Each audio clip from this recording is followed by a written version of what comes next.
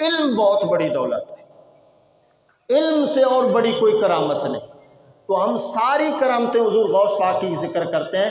یاد رکھیے گا وہ کرامت جس نے حضور غوث پاک کو قطب بنا دیا، درست العلم حتی صرت قطبا، حضور غوث پاک خود فرماتے ہیں لوگوں میں علم پڑھتا گیا یہاں تک کہ مجھے اللہ نے قطب بنا دیا۔ ولایت کا آخری درجہ ہے قطبیت تک پہنچنے کے لیے حضور غوث پاک رحمۃ اللہ علیہ نے جو پڑھا وہ کیا تھا؟ علم کی دولت ہے جس نے حضور غوث پاک رحمۃ اللہ علیہ کو قطب بنا دیا۔ باقی ولایت کے دروازے تو اوپن ہو گئے، آپ نے جس وقت سچ بولا صداقت کی وجہ سے اوپن ہو گئے، لیکن جو درجات ملے وہ علم کی وجہ سے۔ اور آپ رحمۃ اللہ علیہ کا طریقہ کار تھا کہ جس وقت خطبہ دیتے تھے بڑے بڑے علماء، اب آپ کے علم کا میں نے عرض کیا کہ آج ہم حضور غوث پاک رحمۃ اللہ علیہ کے علم کے بارے میں چند ایک باتیں کریں گے، تو یاد رکھیے گا بڑے بڑے امام آپ کے سامنے آتے اور سنتے آپ کی گفتگو۔ ایک مرتبہ آپ گفتگو فرما رہے ہیں، امام ابن جوزی رحمۃ اللہ علیہ سامنے تشریف فرما ہے، آپ نے کسی آیت کی تشریح کی، تفسیر کی، امام ابن جوزی رحمۃ اللہ علیہ نے سر ہلایا کہ آپ نے ٹھیک فرمایا، آپ نے اس کی دوسری تفسیر کی، آپ نے پھر اس کی تیسری کی، چوتھی کی، پانچویں کی، چھٹی کی، ساتویں کی، آپ نے ایک آیت مقدسہ کی 11 تفسیریں بیان فرمائی، 11 تفسیریں بیان کی۔ امام ابن جوزی فرماتے ہیں کہ آپ نے سچ فرمایا۔ 11 تفسیریں بیان کرنے کے بعد آپ آگے نکلے، روایات میں آتا ہے آپ نے ایک ہی آیت مقدسہ کی 40 تفسیریں بیان فرمائی۔ امام ابن جوزی کھڑے ہو گئے، فرمایا حضور مجھے بھی اپنے مریدوں میں شامل کریں۔ بعد نے کہا آپ نے اپنے کپڑے پھاڑ دیے، علم کا یہ مقام۔ آپ ایک دن گفتگو فرما رہے ہیں،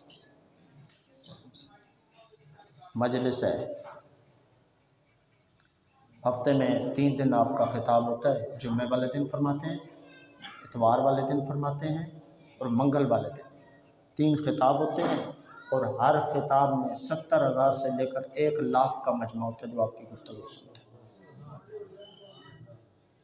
مرغی زندہ کر دینا یہ کوئی بڑی کمال کی بات نہیں ہے، ہواؤں میں اڑ جانا یہ کوئی کمال کی بات نہیں ہے۔ ہواؤں میں اڑنا کون سا مشکل ہے، وہ تو پرندے بھی اڑتے ہیں۔ پانی پہ چلنا وہ تو مچھلیاں بھی ہیں۔ ان کی باتیں چھوڑیں، یہ حق ہے، اس میں کوئی شک نہیں ہے، لیکن یہ چیز دیکھیں کہ آپ کے علم کا کیا مقام تھا۔ گفتگو فرماتے فرماتے آپ نے فرمایا انہو من سلیمان و انہو بسم اللہ الرحمن الرحیم۔ مجلس ہو رہی ہے، لوگ سامنے بیٹھے ہیں، بسم اللہ الرحمن الرحیم، جس وقت لفظ بسم اللہ الرحمن الرحیم آپ نے پڑھا، آپ نے فرمایا لوگوں آؤ میں تمہیں بتاتا ہوں بسم اللہ الرحمن الرحیم کیا ہے۔ مقام میں علم دے کر نئی چیز ہے، کرامتیں آپ نے بڑی سنی ہیں، علم کی کرامت سنیں غوث پاک کی کہ علم کے کس درجے پہ آپ فائز تھے۔ جب بسم اللہ آپ نے پڑھی، آپ نے فرمایا لوگوں بسم اللہ الرحمن الرحیم جو ہے نا، اس میں جو شروع میں با ہے، بسم اللہ کا جو با حرف ہے، حرف ایک ہے لیکن لوگوں اس کے معنی بہت زیادہ ہے۔ گفتگو کا طریقہ دیکھو، فرمایا اس با کا معنی ہے باری، باری کا مطلب ہے عرش سے لے کر تحت الثری تک جو چیز ہے اس کو پیدا کرنے والا کوئی اور نہیں، وہ ایک ہی ہے جو تیرا اور میرا رب العالمین ہے۔ اس کا مطلب ہے باری، اللہ الباری، اللہ الخالق الباری۔ اس کے بعد فرمایا با کا مطلب ہے بصیر، بصیر کا مطلب ہے دیکھنے والا۔ لوگوں تمہارا میرا رب وہ ہے عرش اولا سے لے کر تحت الثری تک، درمیان میں جو بھی چیز ہے، جو بھی کام ہو رہا ہے، جتنے پرندے اڑ رہے ہیں، درندے چل رہے ہیں، انسان چل رہے ہیں، لوگ گفتگو کر رہے ہیں، بیانات ہو رہے ہیں، نمازیں ہو رہی ہیں، تہجد ہو رہا ہے، جو کام ہو رہا ہے، واللہ بصیر بما تعملون۔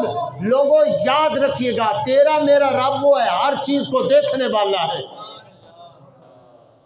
پھر فرمایا لوگوں یہ جو با ہے، با سے مراد ہے باقی۔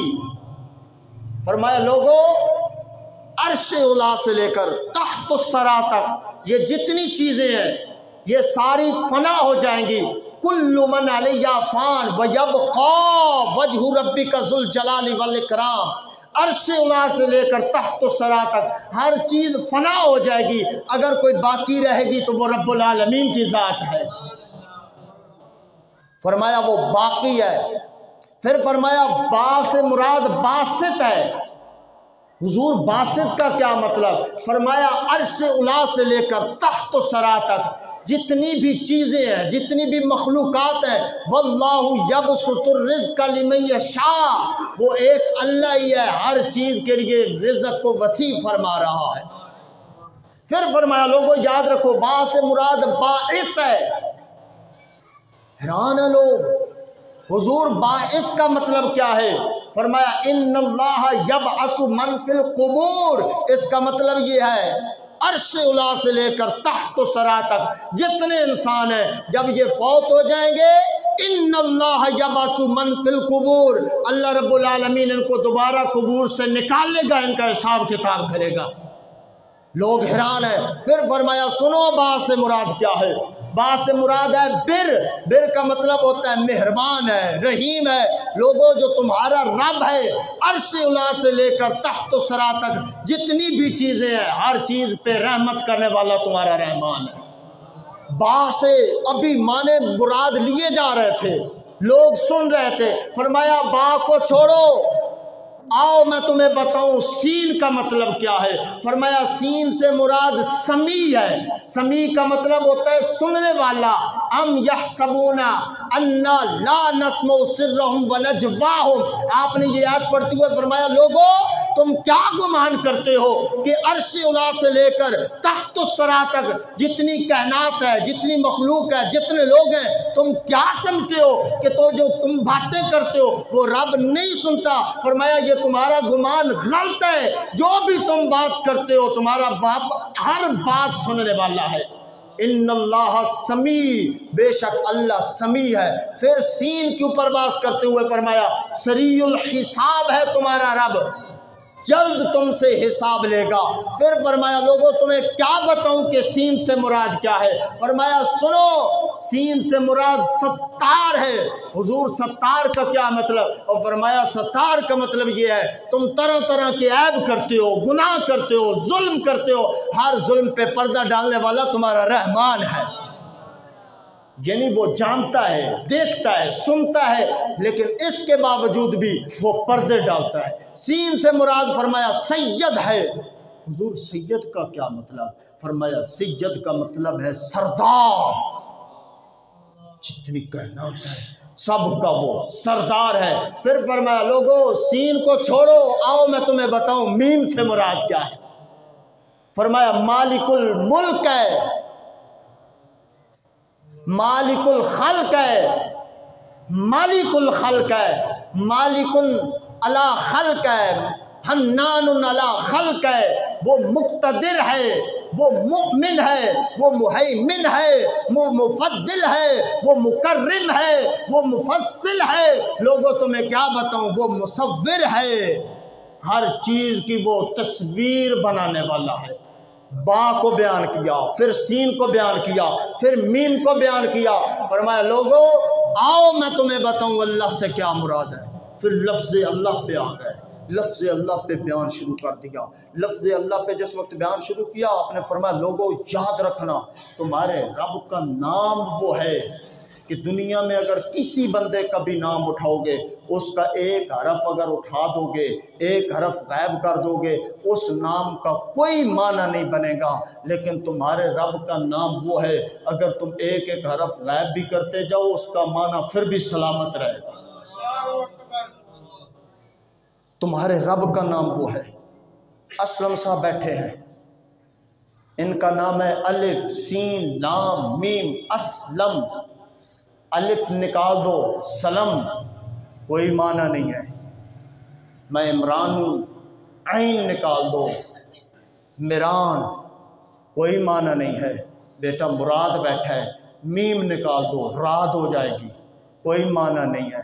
حماد ہے، ہاں نکال دو ماد ہو جائے گا کوئی معنی نہیں۔ فرمایا جس لفظ کو مرضی لے لو، ایک حرف کو ہٹا دو اس کا معنی باقی نہیں رہے گا۔ لیکن لوگوں یاد رکھنا دو ذاتیں ایسی ہیں اور کائنات میں دو نام ایسے ہیں اگر ان کا ایک ایک حرف ہٹاتے بھی جاؤ گے ان کا معنی غائب نہیں ہوگا، ان کا معنی پھر بھی سلامت رہے گا۔ لوگ حیران ہیں حضور کون؟ فرمایا ایک کا نام اللہ اور دوسرا نام ہے محمد۔ ایک کا نام اللہ اور دوسرا محمد، دو نام ہے۔ ان میں سے اگر ایک ہٹا بھی دو گے، اللہ الف کو ہٹا دیا پیچھے رہ گیا للہ، للہ کا مطلب ہے اللہ کے لیے۔ پھر فرمایا ایک لام کو اور ہٹا دو ہو جائے گا لہو، لہو کا مطلب ہے اس کے لیے۔ پھر لام اٹھا دو پھر ہو جائے گا ہو، وہی ہے۔ فرمایا ایک ایک لفظ کو ہٹاتے جاؤ گے معنی اسی کا رہے گا۔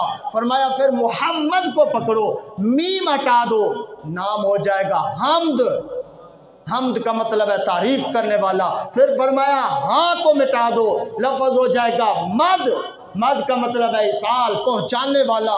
پھر فرمایا میم کو ہٹا دو لفظ ہو جائے گا دال، دال کا مطلب ہے اسی ذات جو اس رب العالمین کے ایک ہونے پہ دلالت کرے، وہ اور کوئی نہیں، وہ محمد عربی کی ذات ہے۔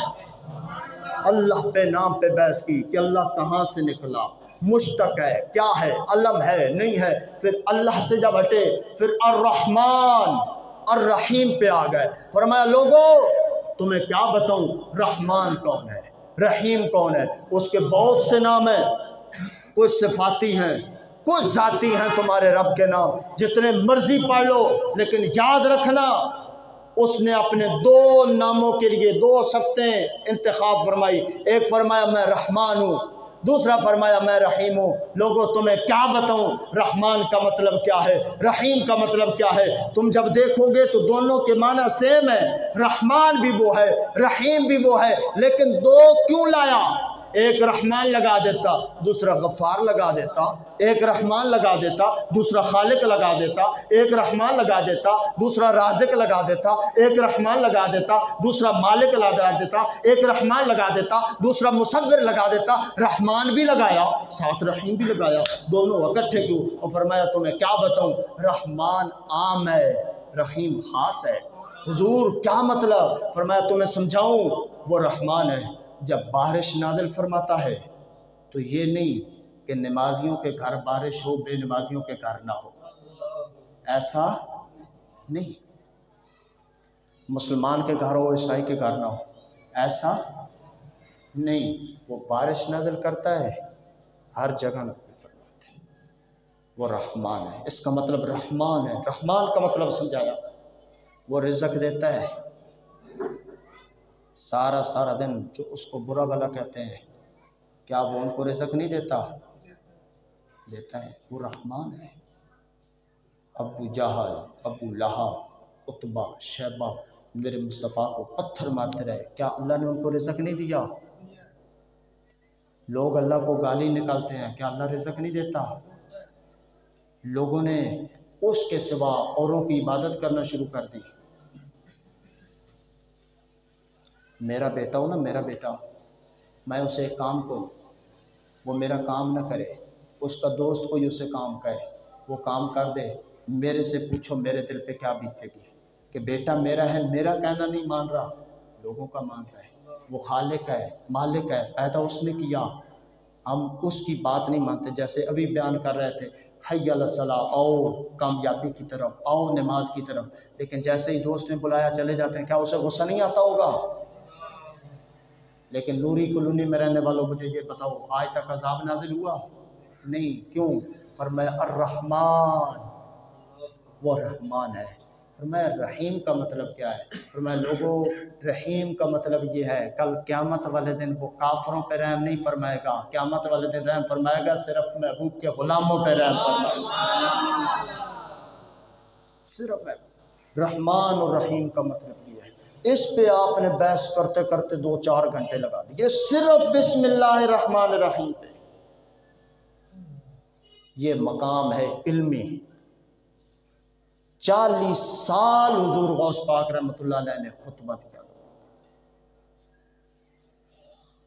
30 साल आपके बारे में आता है कि आपने लोगों को दर्स पढ़ाया। सुबह सुबह तफसीर का इल्म पढ़ाते थे, तफसीर का इल्म पढ़ाने के बाद आप हदीस का इल्म पढ़ाते थे, हदीस का इल्म पढ़ाने के बाद फ़िक़्ह पढ़ाते थे, फ़िक़्ह पढ़ाने के बाद सर्फ पढ़ाते, नहव पढ़ाते, मंतिक पढ़ाते, इल्मुल कलाम पढ़ाते, तरह तरह के 13 मज़मून एक दिन में आप लोगों को पढ़ाते थे। और 30 साल बग़ैर नागा किए आपने क्लास ली, लोग दूर दूर से आते, आपसे इल्म हासिल करते और वापस चले जाते। वो नहीं था गौस पाक जिसका आप और मैं जिक्र करते हैं कि उनके बाल लंबे थे और 40 दिन हो गए थे, वो नहाए नहीं थे तो वो वली बने थे। वली उसको नहीं कहते। ये तेरा मेरा गलत तस्वुर है कि जनाब जिसके बाल बड़े हैं, बाल घुंघराले हैं, 10 दिन नहाया नहीं है, नहाता नहीं है जनाब, चेहरे पे सुर्खी है जनाब, ये पहुंचा हुआ वली है। नहीं, वली वो नहीं, वली आलिम होगा। जो आलिम नहीं उसको कभी वली तसव्वुर भी न करना। पीर आलिम होगा, जो आलिम नहीं वो पीर ही नहीं। इल्म है इब्तिदा और इल्म है इंतहा। कोई भी वली विलायत के मकाम पर फैज नहीं हो सकता जब तक वो आलिम ना हो। आज लोग जब वली का नाम सुनते हैं या पीर का नाम सुनते हैं वो मुतनफ़िर क्यों होते हैं? उसकी वजह यह है कि आजकल वली कम है, पीर कम है और पैसा बटोरने वाले ज़्यादा है। ये याद रखिएगा, हर किसी को पीर न समझें। नमाज का तारिक है तो जनाब पीर है। नमाज का तारिक भी कभी पीर हो सकता है? नहीं हो सकता। नमाज का तारिक वली नहीं हो सकता, जाहिल वली नहीं हो सकता। वली आलिम होगा, ये शर्त है। हर वली आलिम होगा। मैंने क्या अर्ज किया? हर वली आलिम होगा, ये ज़रूरी है। लेकिन हर आलिम वली नहीं होगा। हर वली आलिम लाजमी होगा, लेकिन हर आलिम वली नहीं होगा। कितने उलमा हैं बस आलिम हैं, वली नहीं है। लेकिन जिस वली को भी उठा ले विलायत के साथ आलिम है, उसके पास शरीयत का इल्म है। बेशक उसने वो इल्म पढ़ा, या बात औकात ऐसा होता है इल्म पढ़ता नहीं है। वअल्लमनाहु मिन लदुन्ना इल्मा। हज़रत खिदर अला नबी, हज़रत खिदर अलैहिस्सलाम को हज़रत मूसा अला नबी अलैहिस्सलातु वस्सलाम मिलने जाते हैं। खिदर वली हैं, मूसा नबी हैं। नबी वली को मिलने जा रहा है। अब देखिए, जो नबी वली को मिलने जा रहा है, वजह क्या है? क्या ये जिस वली को मिलने जा रहे हैं ये बहुत बड़ा इबादत गुजार है? क्या इसके कभी रोजे नहीं कज़ा हुए? बहुत बड़ा नमाजी है। मुझे नहीं पता खिदर अलैहिस्सलाम ने कितनी नमाजें पढ़ी, कितने रोजे रखे, कितने हज किया, क्या नहीं किया।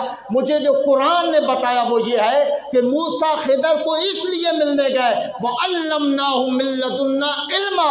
खिदर वो था जिसको हमने अपने पास से इल्म अता फरमाया था। पता ये चला कि मूसा जो चल के खिदर को मिलने गए, उसकी असल ये थी कि खिदर को अल्लाह पाक ने क्या अता फरमाया था? इल्म अता फरमाया। फिर आगे जितने मामलात हैं, आपने कश्ती को तोड़ा था, उसके पीछे भी क्या था? वाक़या नहीं बयान करना चाहता, लेकिन आपको कुछ समझाना चाह रहा हूँ। आपने कश्ती तोड़ी, मूसा नबी अलैहिस्सलाम बोल पड़े कि ये बेचारे गरीबों की कश्ती है, आपने क्यों तोड़ी? फरमाया तुम नहीं जानते। ये आखिर में सारी बात बताइए, वाक़या नहीं बताना चाह रहा, आपको एक चीज़ समझाना चाह रहा हूँ कि कश्ती तोड़ी, उन्होंने आपसे किराया भी नहीं लिया था, आपने तोड़ दी। मूसा ने एतराज़ कर दिया, फरमाया इसको क्यों तोड़ा है, इन बेचारों का नुकसान किया। फरमाया तुम नहीं जानते, मैं जानता हूँ। उस किनारे पे एक बादशाह खड़ा है, जो सही सलामत कश्ती हो तो उसको वो ले लेता है। इसका मतलब ये है कश्ती तोड़ने के पीछे भी क्या था? इल्म था। आपने बच्चे को कत्ल कर दिया। मूसा ने इतराज़ किया कि हुजूर कत्ल क्यों कर दिया? बच्चे जो खेल रहे थे, मासूम बच्चा है, छोटा बच्चा है, इसको क्यों आपने कत्ल कर दिया? अभी तो बालिग हो रहा है। फरमाया तुम नहीं देख रहे थे, मुझे इल्म था ये काफिर है और बड़े होकर इसने अपने वालिदैन को मुर्तद करना था, इसलिए मैंने इसको कत्ल कर दिया। बच्चे को भी कत्ल करने के पीछे क्या था? इल्म था। फिर आगे चले, एक दीवार गिर रही थी, गांव वालों से रोटी मांगी, खाना मांगा कि हम भूखे हैं यार, आज रात हमें स्टे करने दो। उन्होंने कहा जाओ जाओ जाओ, निकल जाओ यहाँ, हम आपको कुछ नहीं देने के लिए तैयार। आपने जाते जाते, एक दीवार गिर रही थी, फरमाया मूसा आओ, जा तो रहे, ये दीवार गिर रही है, इसको खड़ा कर दें। मूसा अला नबीना और खिदर अलैहिस्सलाम दोनों ने मिलके वो दीवार खड़ी की। खड़ी करने के बाद फिर मूसा ने एतराज़ कर दिया, हुजूर इन्होंने तो रोटी नहीं पूछी, पानी नहीं पूछा, चाय नहीं पूछी, दूध नहीं पिलाया, रात रहायश नहीं दी, तुम इनकी मजदूरी कर रहे हो, तुम मिस्त्री बने फिरते हो, इसको छोड़ो, क्या कर रहे हो? फरमाया तुम्हें नहीं पता, मैं जानता हूँ, गरीबों का खजाना इसके अंदर दफन है। इसके पीछे भी क्या था? इल्म। तो बताना ये चाह रहा हूँ लोगों, जिसने भी मकाम हासिल किया है उसके पीछे क्या है? इल्म। इल्म के बगैर कुछ भी नहीं। जाहिल न वली हो सकता है, न पीर हो सकता है, जाहिल कुछ भी नहीं।